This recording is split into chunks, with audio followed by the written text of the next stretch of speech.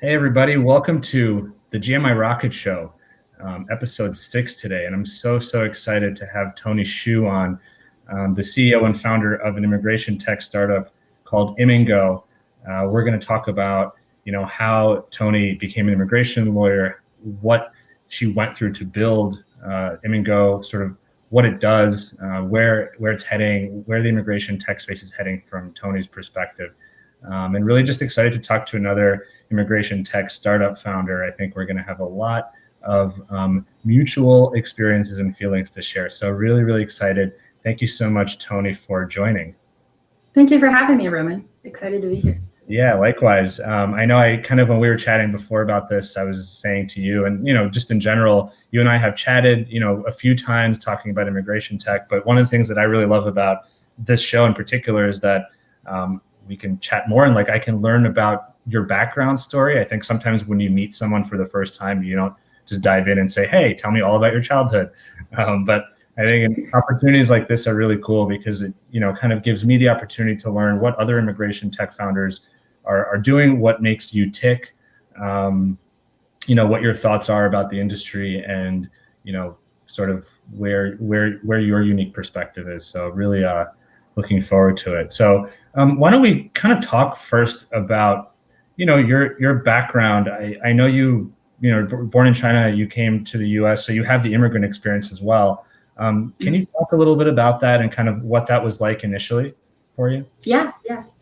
So I was born and raised in China, came to the US when I was 17. I had no prior international experience before that. My first time taking the airplane was going to take the SAT test in Hong Kong at 17. And then that was right before I came to the US. What I had was just this belief that I want to come here and I want to see what it was like. And I want to see what this big noise about US was all about.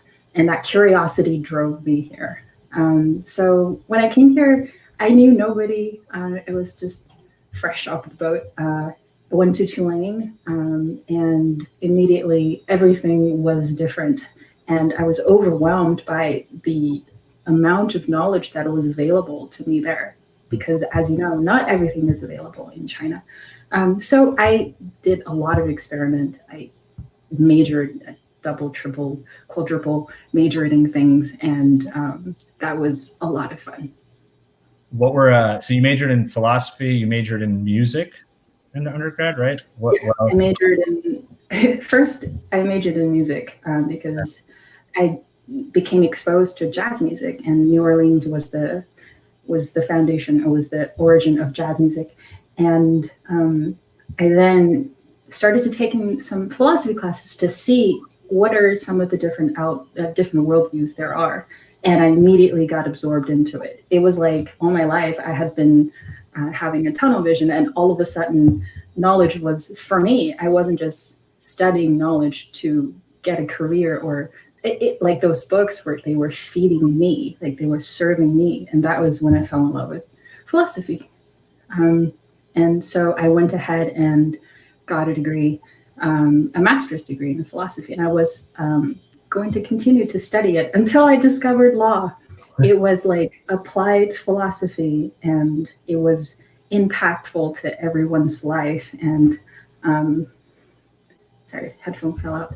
And I was just baffled by how important this field is and how complex and fascinating it was. So I went to law school. How did you get exposed to, I guess, maybe the idea of law school or did you have kind of a experience with working with a lawyer or something like that?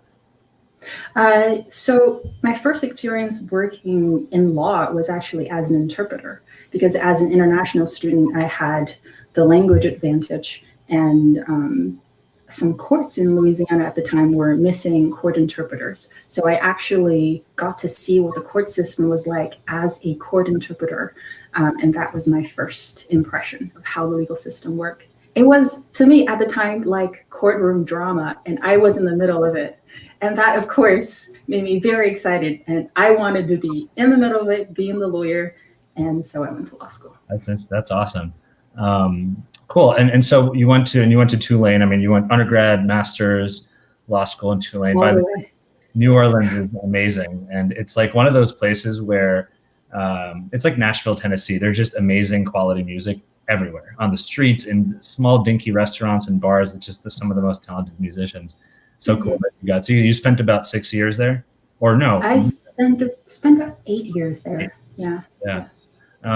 So you ended up in law school. You wanted to study the law and kind of do this, apply the philosophy mindset and also be part of what you had already sort of been working in.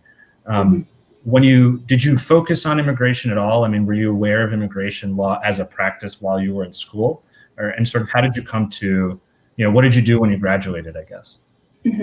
Yeah, so I did take immigration law classes, and because I knew this would apply to me and it would be very useful for me and people like me. But primarily I focused on litigation, specifically complex class action litigations.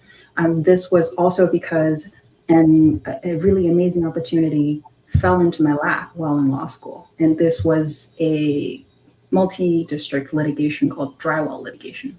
And the Chinese government was involved in it. And there were millions of pages that needed to be translated.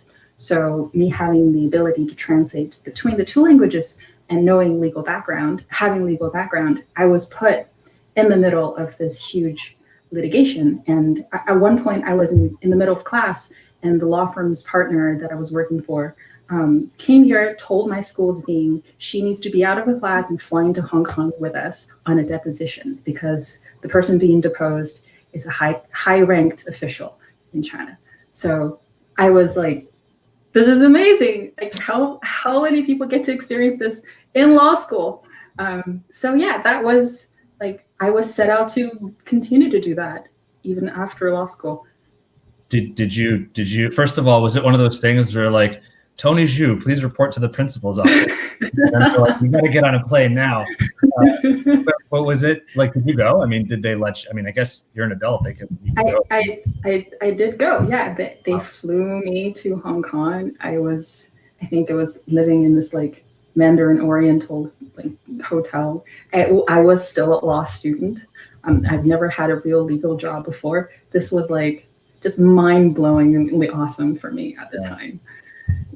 That's super cool. That's such a fun experience. You probably, I'm just curious, like, how was it when you came back to class? Did people know? Like, did your classmates know? People know. Yeah, people knew. Because at the same time, we were learning about multi-district litigation.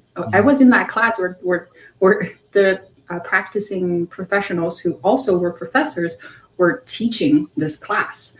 I think my classmates knew. And at one point, I think one of the professors said, one of your classmates right now is sitting in the deposition room doing the deposition right now. And that's really, really awesome. That's so cool. That's awesome. I think I could probably end this episode there and like, we'll be fine. Yes. But let's not. Okay, cool. So you graduated, you worked, I'm assuming you worked with this firm, right? When you graduated, you stayed on with them? I graduated and I really wanted to come to New York. So I actually moved here through a friend and colleague of mine and then started working for another firm that was also doing multi-district litigation. It was a different MDL, and I was just doing that. I was doing document review for the majority of my job there. And fast forward, in July of that year, my OPT expired. And I needed to get a sponsorship for H-1B, but despite my very convincing job performance, I didn't get picked by the lottery because that wasn't up to me. So I tried and tried.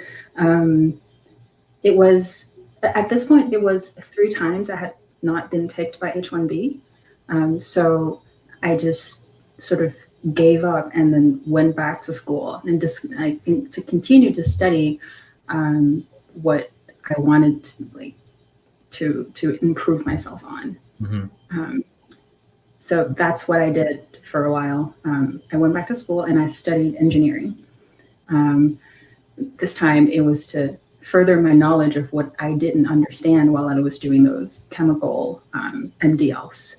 And they were interesting, but I had this, just this burning itch to like make my situation better, because at this point, I've been put in a situation where I've been really successful for a law student, and I had a lot of really valuable skills, but because of the immigration system, there is nothing I can do about that. I couldn't further my career. I couldn't find any way to really get picked for H-1B. And even if someone sponsors me for a green card, there is a long line for me to wait ahead. So that's when I started to look into building the immigration tech. Like, I wanted something that would save me in my position. And there was nothing like that at the time. Yeah, I mean, what year was this? This was 2016, 2017. Yeah, I mean, it must be, I can't even imagine, right? I mean, undergrad, master's degree in philosophy, then a law degree, and then like this crazy badass legal experience, you know, on paper. I mean, God, any country, anybody would want to have you, yet, you know, the nature of the lottery, I suppose, is in a sense, it's unbiased to that. But on the other hand, you know, the fact that you have all these, you know, notches on your belt didn't really help, and how frustrating that is. And just thinking about, you know, especially right now with everything that's been happening with, you know, F-1 OPT and just F-1 visas, students who can't come in, or they flip-flopped in terms of virtual classes. Like, these are people like yourself who are coming to the U.S., paying a lot of money to schools, learning, like really, really trying. And the country, rather than saying thank you and here, they're just, you know, it's like turning their back. And you know, kudos to you, and I guess thank you for staying, right? Versus like, screw it, and I'm going back home to China or somewhere else. You're right, and this has been a crazy year for people like me in my position. I thought I got it bad, but man, the F1 students now, they are. It's just. I think we all know what the cause of this is, and there is definitely, I hope, a brighter future for this. And right now is the time for us to build the technology and the and the foundation to make the system better. So talk to me about, you know, you were frustrated, and at this point you were getting an engineering degree. And I guess this sparked the idea of, why don't I apply all of these things and my experiences into a solution that will first and foremost impact me, or like another version of me, you know, somebody else really looking for immigration work. You know, what was your background with immigration or experience with immigration law at this point, if anything? Or and then, you know, how did you parlay that into starting to, like, what were the first steps you took to say, I'm going to build a platform, here's what I'm going to do tomorrow? Yes. So it was multi-layered. First, there was the tech layer, and then there was the law layer. Law layer, I had a foundation, years of being frustrated about immigration system, looking up the USCIS website, looking at Foreign Affairs Manual, looking up all of those primary resources. But then what really helped me was deciding that this is the thing that I wanted to pursue. So I joined ALA, Immigration Lawyers Association, and I started just reading everything on there, really getting help from the professionals. And past a certain point, I got a pretty good understanding of immigration law and how the system works. And man, as a student, I wasn't able to see a lot of how the details work, how the system works. But after reading all those, I became even more convinced, like, I need to get this information, this knowledge out there for people in my position, because I was an international student for 10 years. And that information, when I wasn't looking into it, just wasn't available to me. Now I know I need to get it out there. And the second layer was the tech layer. That part I had a disadvantage on. Even though I looked into programming classes in law school, because I saw a future of law that is automated, I still didn't really have what it takes to build a system from scratch. So I made about 5 or 6 prototypes using different technologies. First, I used Squarespace, and then I used Wix, and then I used WordPress. I made a prototype in each of those, and each of those, it was very fast to me that it was very clear to me very fast that it wasn't enough. I needed to custom solution a product from scratch. And that is when I started really learning JavaScript and React And I was very, very, very excited when I first made the prototype work. It was after so many months of struggling and just putting together all of the tiny details together that was completely foreign to me. And so when you made that first prototype, I mean, let's say before you even got into the JavaScript, the Node, all the front end development, and you built this off of an existing website infrastructure, Wix, WordPress, were you taking sort of a questionnaire format and putting it online and then turning that into a form, you filling out a USCIS form? Sort of what was your thought process? So, and I'm thinking about this from the perspective of if I have an idea and I'm an immigration lawyer and I have an idea for something, maybe it doesn't exist yet, right? Or maybe it does exist and I just really don't like the solutions out there. What was the first step that you took, I guess? Did you create that checklist in a Word document and then turn that into like a decision tree? Sort of just curious how you kind of went about that with the existing tools. Yeah. It was sitting on a chair, thinking about the process and breaking it down into parts. I probably wrote it down somewhere, but I remember it was starting with Googling how to automate forms, how to automate PDF forms, and then how to build a web form. And it was after days, if not weeks, of researching that I was able to get something off the ground to start building. Got it. Cool. Wow. And how long did it take you to, learn enough JavaScript or Node or anything else to get something workable on the web that you liked? It took about 2 months, I would say, for me to get a really minimal MVP. And even then, it became very clear to me that I'm not enough to make this thing work end to end. There are so many things that it would take me years to learn how to make this work reliably. And that is when I found co-founders and engineers. And one of our very close friends is very kind to us and then really shaved off months of work in helping us improve the prototype. And that's how we started. Yeah, it's so important. And, just to take a side note, for anyone watching, if you have any questions, comments, drop them below, whether you're on Facebook or LinkedIn or YouTube.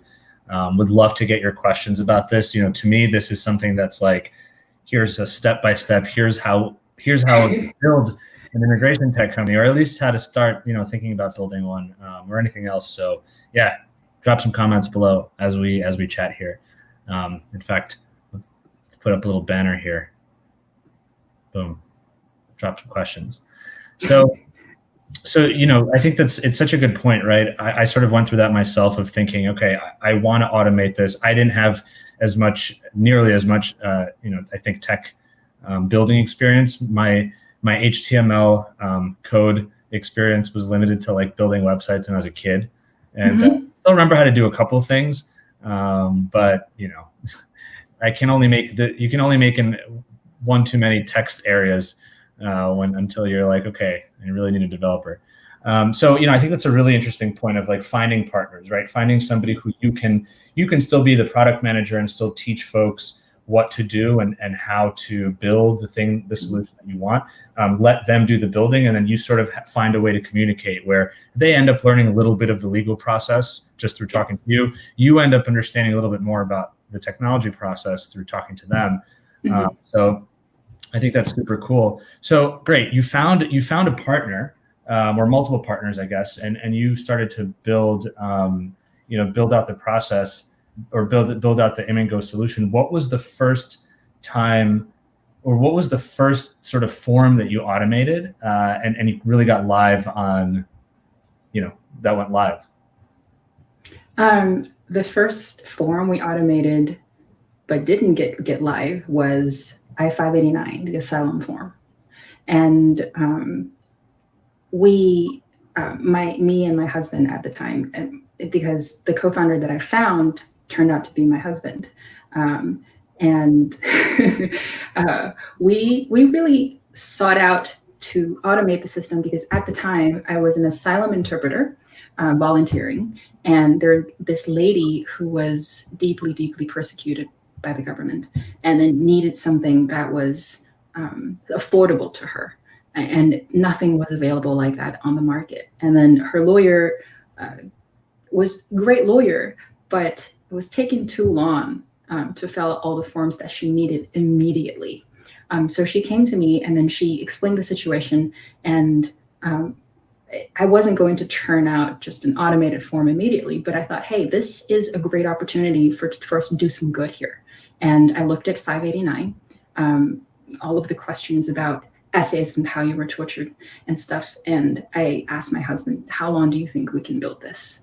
And then he said a few weeks. So I was optimistic, right? I was like, a few weeks, let's do this. And a few weeks turned out to be a few months of just really making sure every field fills, and also making sure that the logic behind it is solid, is tight, that there is no mistake made, because mistakes are not forgivable in the process of filing asylum forms.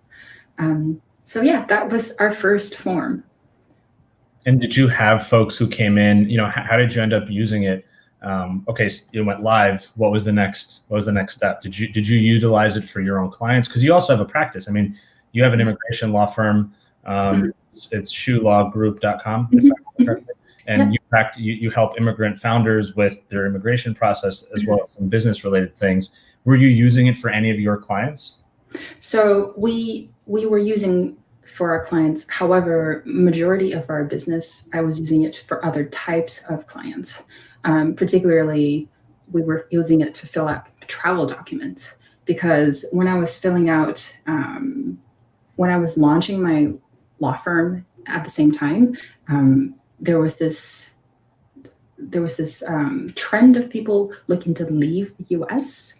And I had a Taiwanese friend who needed to get the travel documents, and she needed it now. She wants to leave now. So, and I looked at 131, and at this time, we were just playing around with the system. We built a generalized solution to automate PDF forms.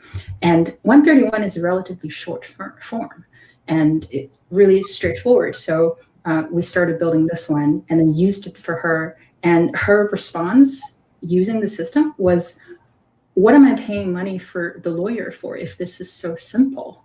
And I took it as both of a compliment and something that is not so nice, because you're paying a lawyer up to $1,000 in some cases to fill out a simple form, when you could just do it with a system for under $100. And so from there, I saw like, this is a system, this is a model that will work. People will actually use this.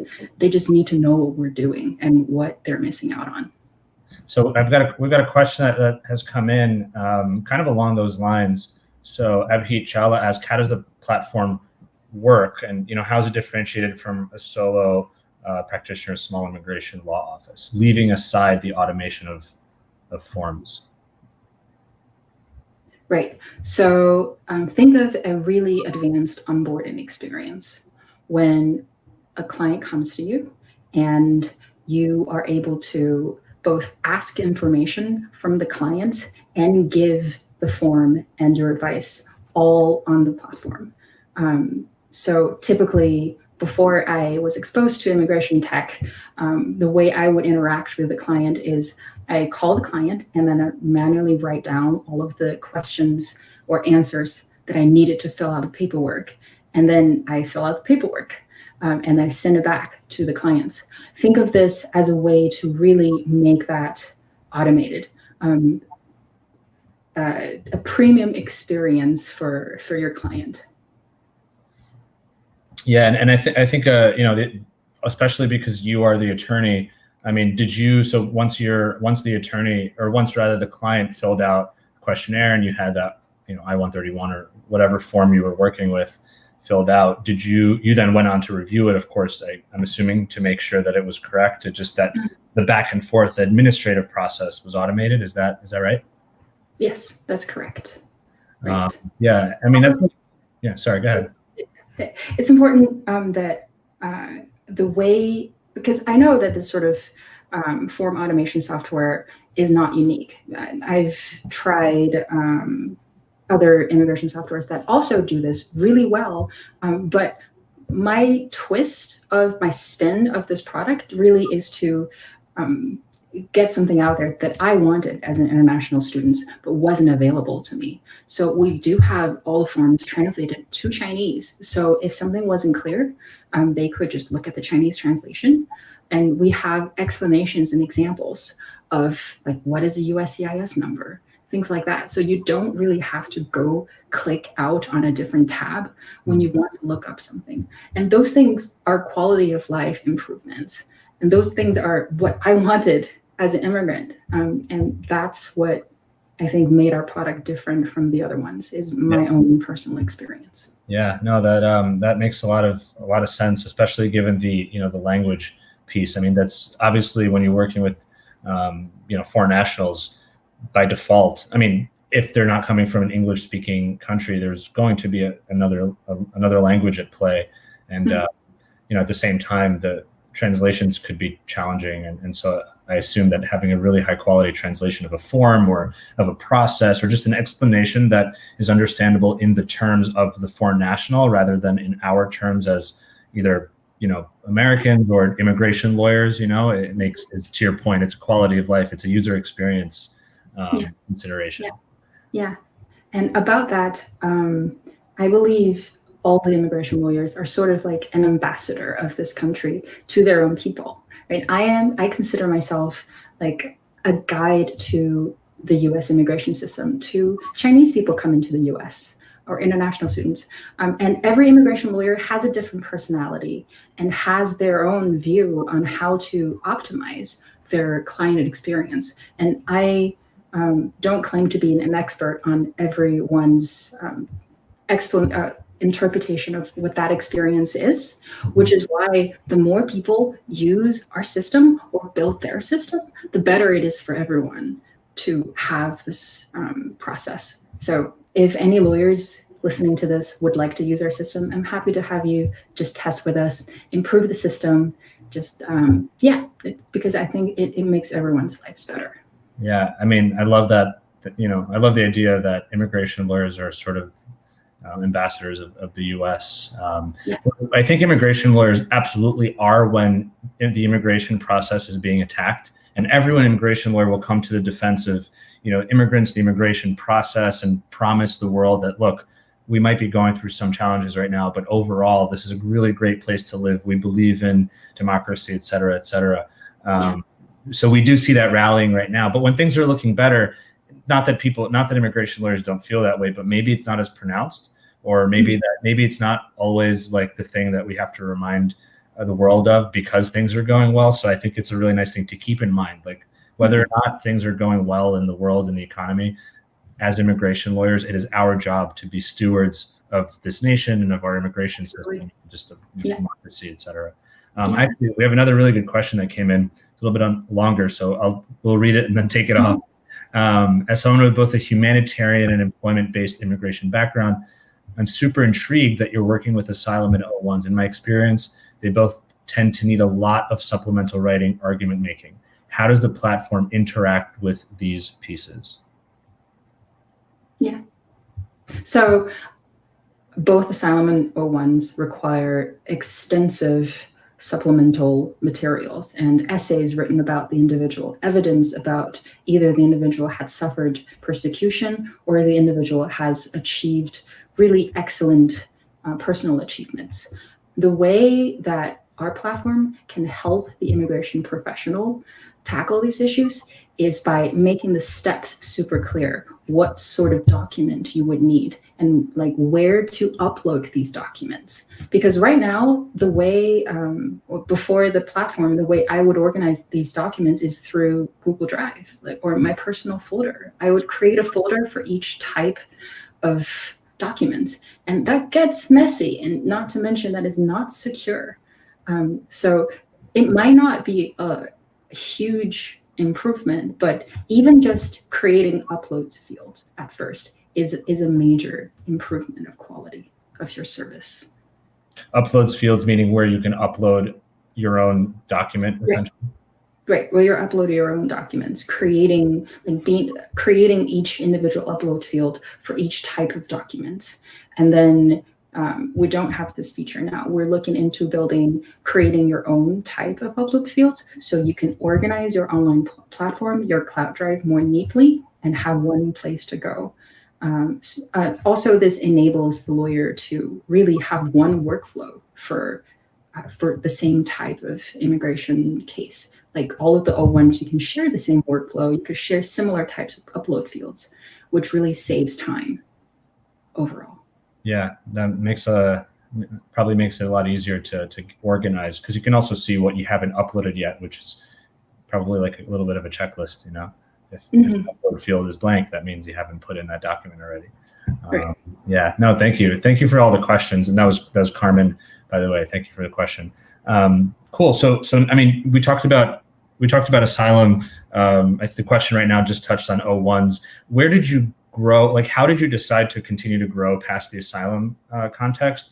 You know, what were the steps that you took, and sort of how did you get to that next visa application?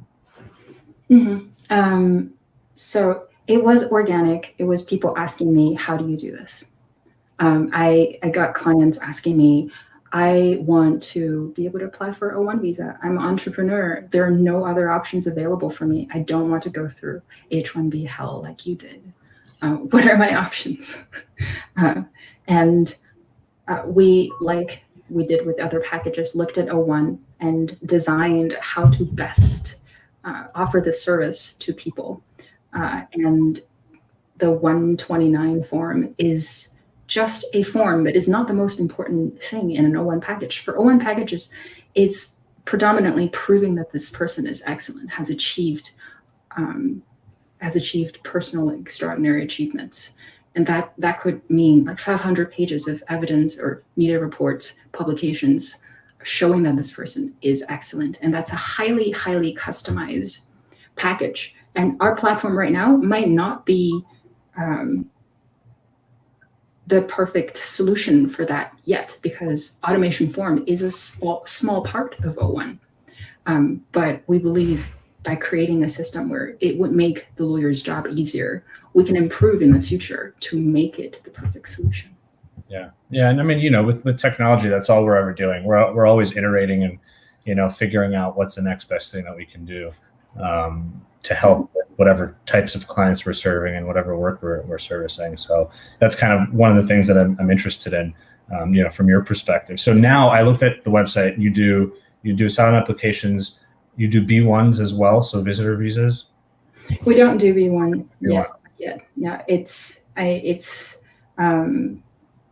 has its own nuances. For B1, you fill out the government form, and you have to do it on the government website itself. It's a lot of technical challenges that our website right now is not equipped to address. But B1 is the majority of visas that's issued. Yeah. So definitely there is business opportunity there. We're just focusing on doing what we're doing best and expanding in the future. And so which are the visas that you're currently covering, just for folks to be aware? We're currently live with 2 packages. One is OPT for international students, and the other one is the travel document. These 2 you can go through and get a complete package out of it. We're still improving the O1 and H1B before we launch them. So if any folks are interested in testing it out, please let me know, email me, and I'll be happy to walk you through both to beta test our system, make it better, also to give you an idea of how our system works. We've got, along those lines, we have a couple more questions from Abheet, one of our awesome viewers. Do you guys can see consolidation of products, services into a bigger platform? You know, if I can chime in briefly, my thoughts are, and I've written about this before, I think that eventually there has to be some sort of consolidation. I don't know when that will be, but you know, I just think that at some point there's also the idea that the user, be it a foreign national or an immigration lawyer, just doesn't want to sign on to 10 different platforms at the same time. That being said, there's also an opportunity for open APIs where you can have many different platforms that seamlessly integrate with each other. So it's as easy as sign in with Google and you don't have to remember a separate set of credentials. You don't have to, have a separate app that you download. You can just do everything. Let's say if it's web-based, even or mobile or something else, you can log in with sort of one generalized set of credentials. So I think that's the opportunity on the flip side of consolidation. But consolidation, I think, also makes some sense, because even with APIs, you're still building things that require different teams and different companies with different values and goals, building towards the same thing. And that might present some challenges, but I think there are a couple of different ways of going about it. What do you think, Toni? How do you see that piece? Yeah, I see every company who's trying to do this as building a relationship with potential customers. And while I agree that there's a lot of efficiency in consolidation of these products, because nobody wants to build something like this from scratch, spend years having no revenue until you have the product and you can offer to the public. But however, like every company is an opportunity to then focus on a pain point, is to have a niche in the market. And different audiences, in my experience, have different needs. And there are different channels for those companies to market and build a relationship to their potential users. For example, my particular market, international students and Chinese students, Chinese immigrants, their way of receiving marketing, their way of getting marketing is very different from a US market. Like using WeChat or using other sort of media that they recognize and are familiar with is essential to getting their subscription or use of the platform. Mm-hmm. So before that is integrated, consolidated, I don't think it's possible for the immigration tech companies to consolidate, because the problem is simply too huge. Yeah, and it's just so funny that you say this, because the next question is sort of really on that point. But yeah, I mean, what good is a product if there are no users? And in order for you to have users, you need to find out where they are and sort of market to them. And to your point, with a country like China, it's a little bit trickier because there are major US and global platforms that aren't available there. On the flip side, there is WeChat, for example, which is just where a lot of Chinese nationals they live their life, they transact, they chat, and like how you can't be integrated with that, but then also be integrated with something else that's bigger, or maybe you can and it's more challenging. To that question, Jared Jaskat asked, how have you had many sales for travel document automation, and how are you driving traffic right now? I think that's a really interesting question. Probably right now specifically because of COVID, but I think in general, given your target demographic, or at least the fact that you target Chinese nationals quite a bit, what advice would you have for that? Yes. So I know that you've described me as an inspiring startup founder, and that is true. So far, we've been using the software for my practice, and anyone that has been referred to us, knowing we're doing an immigration tech startup, and asking, what are you doing? What can you do for us? So we haven't really promoted a big traffic market push yet. And our first plan is to actually use WeChat to reach into the international student associations across different campuses. Now, this does not apply to travel document. Travel document, the majority of the applicants are existing green card holders. And right now, they probably don't want to travel.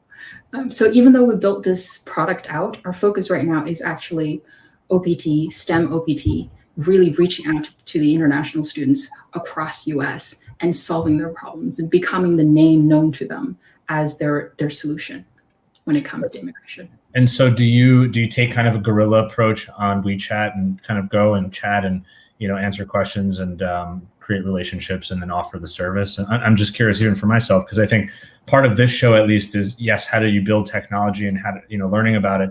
And then it's like, okay, well, you've built it now, we got to market it and we have to sell it. Yeah. And I think it's very intertwined, building a platform or a solution or any business really, and then learning how to effectively market that solution. And I think everyone sort of has their own sort of nuanced approaches. Yeah. This is going to touch on how Chinese marketing works and how WeChat works. And it's very different from, Not fundamentally different. So WeChat primarily relies on readership and people interacting with the blog post or the articles or the freebies, if you will, that is available on there. And the more that you have those content available out there, the more people will come to your page and then interact. And the way of interacting, because WeChat has a built-in chat feature, they will simply just come to your homepage on WeChat and then start asking questions. And there are actually companies in China and US now that will build followers for you on WeChat. And this is something that we're still exploring. We're not exactly sure how effective it will be, but yeah, I will let you know how it goes. Yeah, that'd be really interesting. Thanks, Jared, for the question.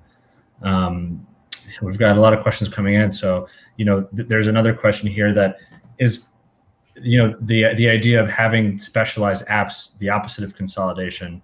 What do you think about that? I mean, I know we just kind of touched on it, but, I think consolidation and separate app mentality is somewhat at odds. Although I think that perhaps you can build separate apps, and then eventually there will be a critical moment where it just makes more sense at that point to, for folks to consolidate.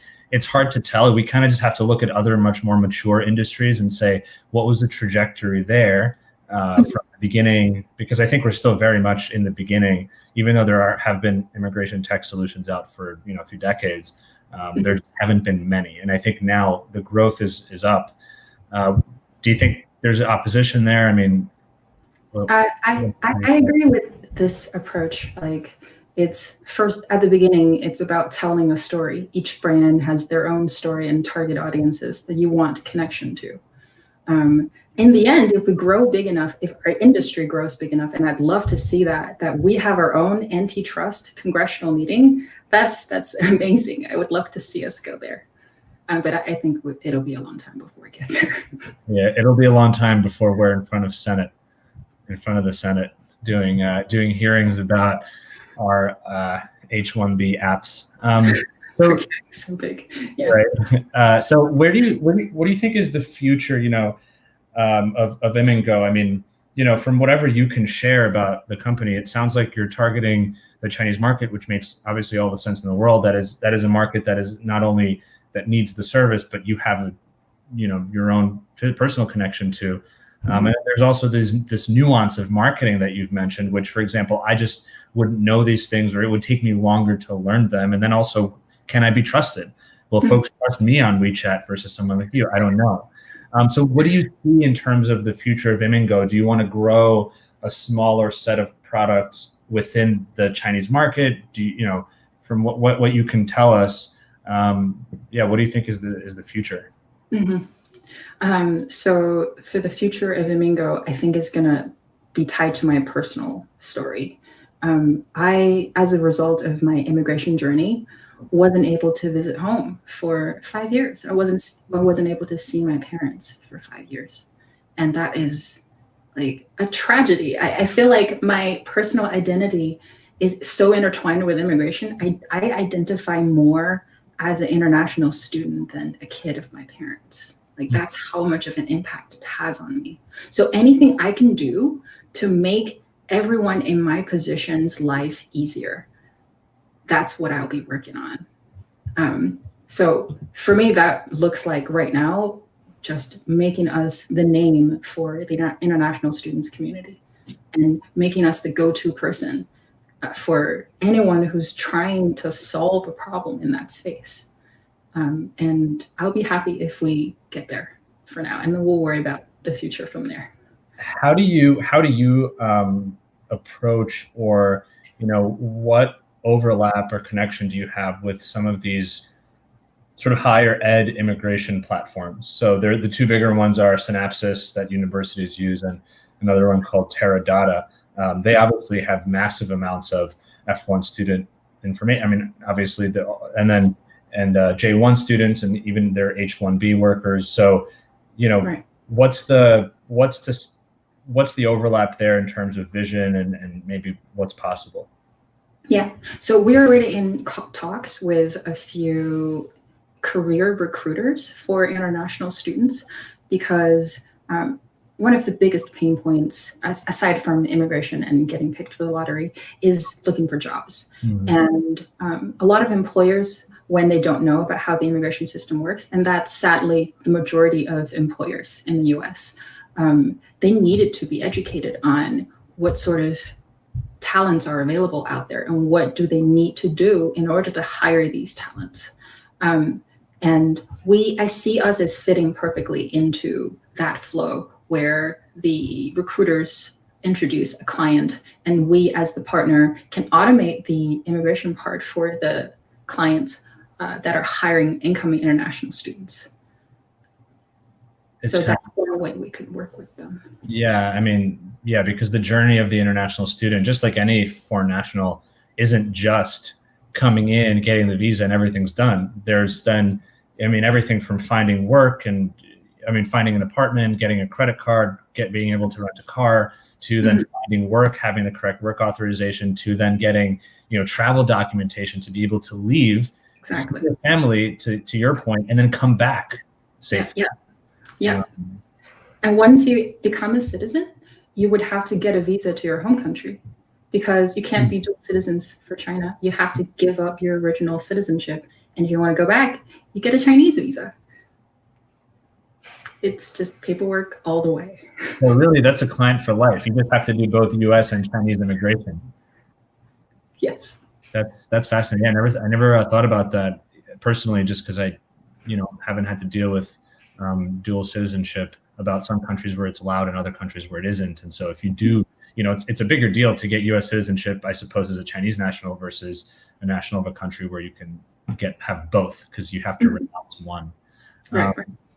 We have a question here from Marco. I love discussion about pain points. What do you think are the top 2 pain points in the US immigration space? I mean, I think you've talked a little bit about the F-1 OPT, but where do you think the pain, if you will, lies? Yeah. So the sheer amount of information is a pain point. Even as an immigration lawyer, with the constantly changing landscape of how immigration works, with executive orders coming out every other week, it's hard to keep up. And having organizations like AILA is helpful, but still, if you don't have the training to really decipher what each of these orders, what all of those laws mean, you are at complete loss. So that's a major opportunity there, not just for immigration professionals, but for laypersons like international students. If you could present information in an easily understandable and up-to-date way, that's a huge value. And that, as far as I know, is a lot of law firms' SEO strategy, is to publish these law updates in an easily digestible way.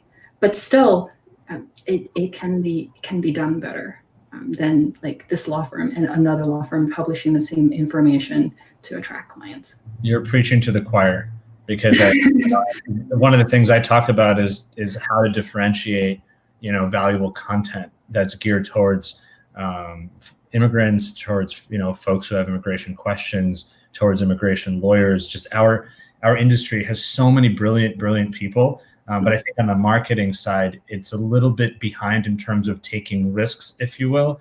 And sometimes those risks are just presenting information in a more kind of personable way. I think some might see that as not professional, whereas my personal opinion is that any friction that you can get rid of between information and someone having that information sink into their head is a good thing. Yes. Speaking in legalese, unless you're writing a brief or writing a memo to your partner, your law firm partner, is just, to me, friction. And so if you can really transfer the information, the really important information, in like the easiest, most digestible and quickest way, that's the winning strategy from my perspective.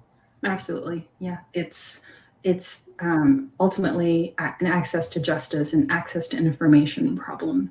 And to me, a good legal startup should to some degree address this problem, make law more accessible and make justice more accessible to all.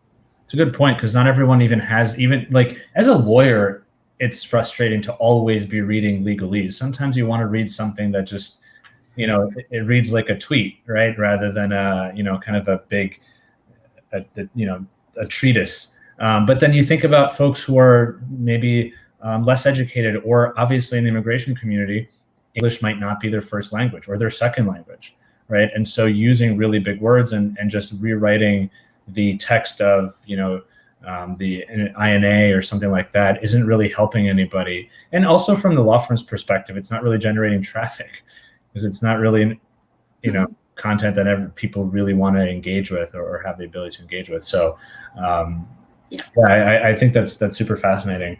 But what do you think, from your perspective, I love kind of this avenue you're taking. On its face, it's like, okay, we're all building immigration tech companies, but when you dive deep, you realize that everyone has a really specific goal, whether it's coming from a personal experience that they had as a beneficiary or as a practitioner, or in your case, really both. You have a really, really specific goal, and how you grow to get there will be really interesting, but you still have that goal in mind and a specific target audience. What do you think in general, though, taking a step back from Immingo, where do you see the immigration tech space sort of going from your perspective? I believe and I hope that it will be more democratized. I think technology or information has a tendency to flow free. And a lot of what the pain points of immigration is just that barrier to access of the really good knowledge, the really useful information that's on point for the person that needs it. And I think technology's goal, if there should be one, is to make that information flow free, is so that people has less barrier to get to what they need. That's all I hope that it will achieve. So do you think that immigration tech will really translate into having the immigration process be incredibly and much more understandable and accessible? Mm-hmm. Much more understandable, much more accessible for the cases that are just repeated cases that can be automated. It should be automated. There will, of course, be fringe cases and edge cases, because law is not perfect, right? And whenever there is a law, there are exceptions to it. And that's a lot of what lawyers' job is to catch those exceptions and argue like particular solution is the best solution. Those are, I think, what lawyers will thrive in, is what I enjoy the most about a practicing lawyer, is to creatively find solutions for the people I care about. And I believe technology has the power to allocate more of a lawyer's time to doing those creative things rather than filling out forms or doing just grunge work that nobody really enjoys. Exactly. We don't go to law school learning about administrative work. We go to law school doing the really high level stuff, and that's where we thrive. And then you kind of get off the high horse of being a law student, go to practice and realize that, well, it's going to be a couple of years until you're really going to do the high level interesting work. And why not accelerate that? I totally agree with you. I mean, from the administrative side, that's just not what people want to do. Nobody wants to do those things in any job. Forget about being a lawyer. In any job, human beings doing repetitive tasks, if they can be automated, and if it's going to give you the same exact result, I think it just is helpful. And also, I think the other thing to think about is technology and automation doesn't mean the eradication of a person doing that job. It might just mean that you can scale up, and then the technology does the things that it can do. And then when it gets to something that requires human discretion, it flags it for you. But doing the rest of if it can do 60% of the work and you do 40, whereas before you did 100 yourself, that's still freeing up your time. You could do more cases, or you could do other more interesting stuff, or, you could go home early, right? And like do the same amount of work, and your day starts at 9 and it ends at 3, whatever it might be. I think it just would make life better if done right. But I think what that means is that we need a partnership between lawyers and legal experts and the technology people. It can't be done in a vacuum either way. Yeah, absolutely. The more people to chime in on this process, the better the technology will be. The less of a chance that something is built and then not used, which is a tragedy. That is a tragedy. Yeah. So, we only have a couple of minutes here, and I thank you for joining and for your time. I'm curious from your perspective, what's something that you wish you knew, back when you were starting Immingo, or like had the idea to start Immingo, that now, and sort of, if you could go back to that point and say, okay, make sure to do this, what would that thing be, or multiple things? Make sure to do this. Well, I really went into it with a learning mindset, where I really dug into the bottoms of everything and try to learn from the ground up. I wish I had talked to other immigration tech founders. It's just that there weren't that many of them at the time. But really, I wish I had talked to them, because of course they would have gone through similar problems I've gone through. Of course, like I did many things that they probably also did. And as a result, I've wasted time that I could have been spending on something that, so yeah, I would say number one mistake I made was not asking people who've done this before. And if anyone's listening wants to do this, please reach out to people who's done this before. We're not in this to treat you as a competition. I would like to see more people doing this. And talking to people who are further ahead and saying, hey, here's where I'm at now. What do you think? And, I agree with you 100%. I mean, this is part of, frankly, why this show and, the resulting sort of podcast, or what will turn of it, exists. It is to create a resource and maybe a sense of inspiration for people who want to build more in the immigration technology space. I also think about a lot the fact that immigration tech exists pretty heavily, all things considered, in the US. There's a growing immigration tech community in Canada. There are, solutions across the world as well, but they're few and far between. But immigration affects every single country, outbound, inbound, and so I think more people around the world could benefit from starting or trying to build solutions specific to their countries. And I think that can help increase the movement of people. It can help make, immigration easier and more accessible all over the world. And maybe to the previous point of, either collaboration between software providers or consolidation. If there are really high level tools and companies that exist all over the world, maybe the collaboration could become so seamless, where it's this global web of providers that are doing something really awesome, or it becomes a global company, multinational immigration company, whatever it is. I think the market will dictate, but we need the people to build the stuff first. Yeah. But no one has the perfect solution now. I know there are some really big players in the field, but really this is such a young field. No one has the perfect solution. And it's just like how different countries in history experimented with different economic systems, right? Political systems. The more ways you try it, the more ways you know what works and what doesn't work. And I hope that eventually we will come up with one solution that is the best solution. But judging from history, I don't think that's going to come out anytime soon. And I'm quite happy with the diverse environment we're in right now. Yeah, totally agree with you. So, just a last sort of fun question for you, because I want to end these things with something kind of fun. If you did not end up going into immigration or law at all, and you still had, and you went back to being a music major and a philosophy major, what would your dream job be? I would be a video game score person, composer. What does that mean? So I would be composing soundtrack music for video games. Oh, like a score. Okay, like a musical score. Yes, a musical score. So because I see it as basically interpreting a situation in music. It's like interpreting a situation into a different language, where you describe not just the meaning, but also the emotional timbre of something into something that other people could resonate with. And that to me is magical. I love that. That's so cool. I love that. Yeah. I just had this idea of you talking of like some ambient background music while people are filling out their immigration forms. Oh, that's an awesome idea. Like something really kind of mellow. And then as soon as it's finished, right before when you hit the submit button, it's like, in Mario, like the level is just completed. I mean, I suppose that's what the gamification of things means, but yeah. That would be fun. I'd be like, I want to travel just so I could fill out immigration forms.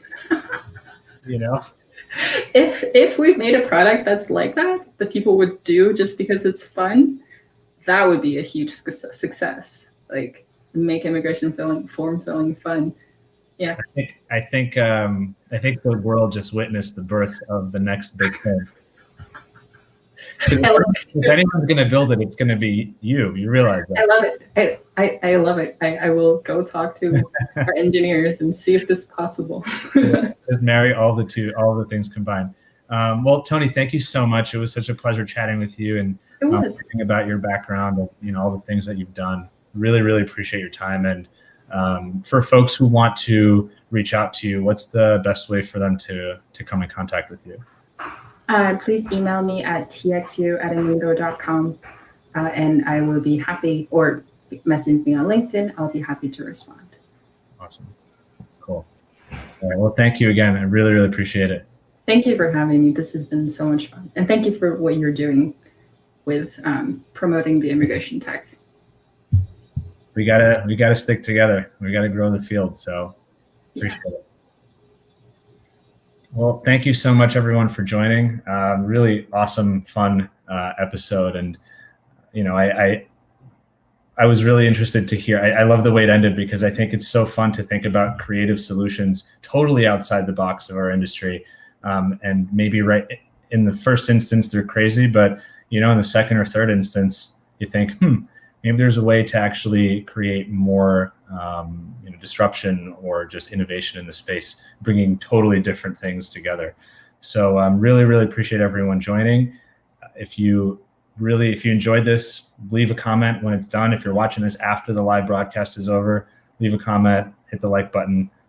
Thank you all for your support, and see you next week. The next week's show is going to be on Thursday rather than Friday. I will be posting about it in advance, but it's going to be a really, really fun episode and with a really great guest. So really appreciate everyone's time and attention.